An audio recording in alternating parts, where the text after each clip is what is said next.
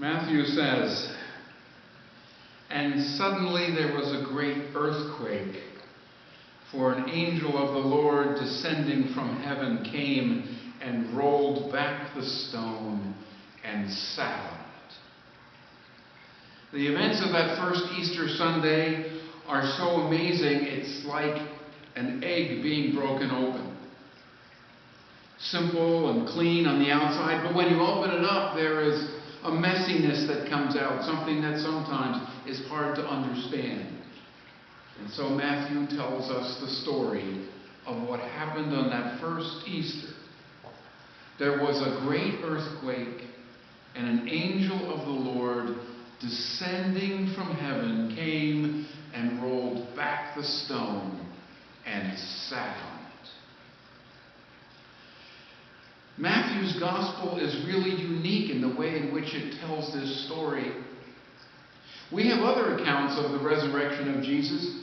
In the Gospel of John, after the people discover that Jesus has been raised from the dead, that he's no longer in the tomb, well, they go back home. Peter even at one point says, "I'm going fishing."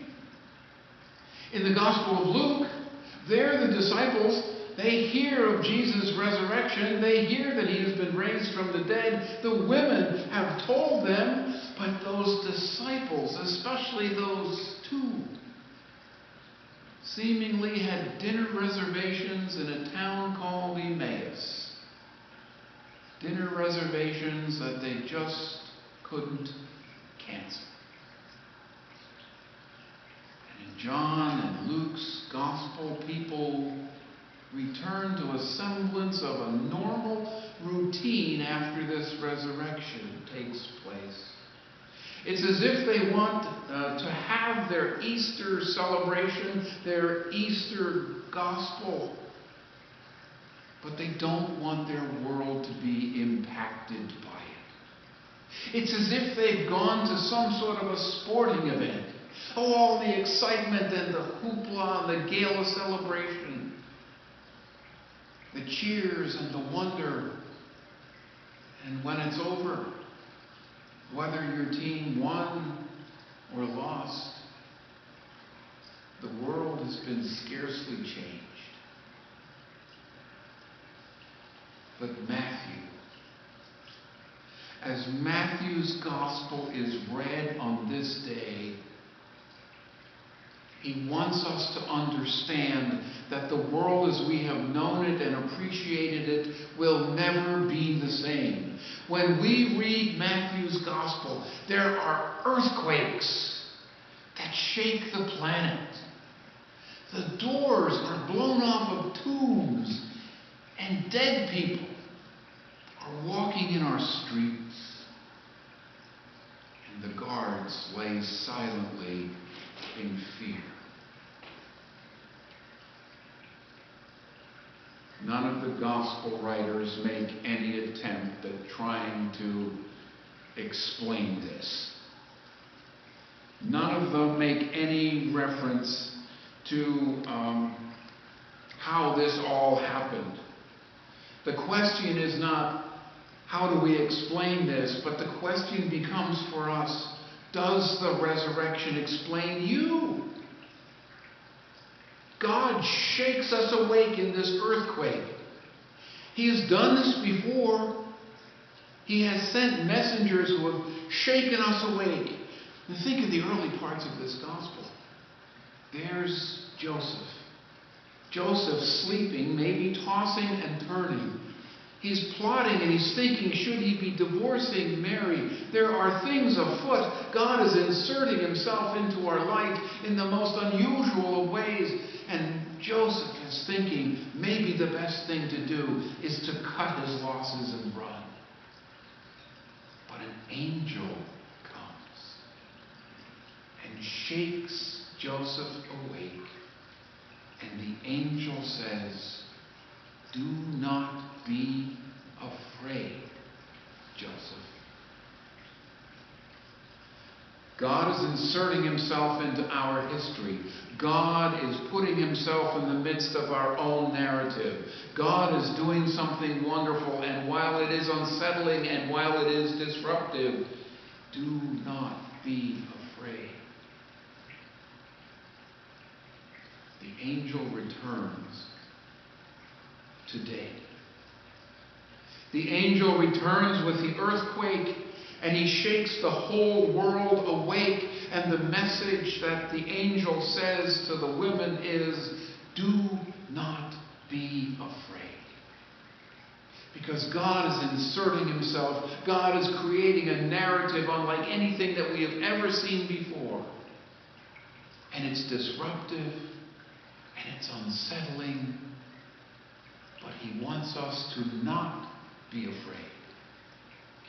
Because God is making a way when there is no way. God is delivering hope to his people in a moment, in a time where there seemingly was no hope. God is bringing reconciliation and justice into the world through Jesus Christ when it was in short supply. We've heard a lot in the past week or so about news releases and news reports and leaders speaking. All of it, as it's being interpreted by the pundits, is trying to say to us, this is being done so that we might have hope. But there are times we question the hopefulness of what we hear because it seems Pollyannish. It seems as if it's not grounded in anything. But this event, when Jesus is raised from the dead, becomes one more step in a very consistent pattern and series of activities and words where God is acting on behalf of his people to save his people, to restore them to a relationship with him. When the earth shook on that Easter Sunday, we got our first look at a new world. The earth heaved. The angel said, don't be afraid. And Jesus rose from the dead. He says to the soldiers, be afraid. For the world that you knew is shaken. Nobody went back. Nobody went back from this event the way that they came.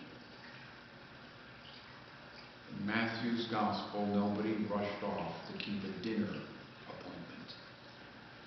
No one left with the intent of going fishing. No, they were given a new directive by Jesus himself. You go to Galilee. Galilee, you might remember from the lessons we've read in recent weeks, Galilee was the place where amazing things were happening.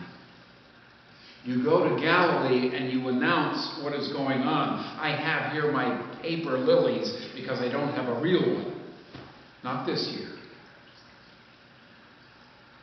Lilies are the flowers that we use at Easter because they look like little trumpets, like heralds who are out speaking the good news. Don't be afraid. You will not leave here the same. God is doing a new thing. So go to Galilee, because God is doing good things in Galilee. The action is there. The mission is there. Go and I'll meet you there. He is not here, the angel said. He is risen. And so with that bit of good news shared as a herald for all of us to hear, with that bit of good news and the encouragement not to be afraid, but to go, there we go. Not as people without hope, but people with renewed hope. We go. We go and we live among our families, our friends. We go and there we speak the powerful words of a God who is here to restore relationships even in the darkest of times. We go and we comfort one another even when we are afraid. Nobody went back the same. No one returned unchanged. The question is, how has that resurrection explained you? Your life, your ministry, your relationships. Go to Galilee. The action is there.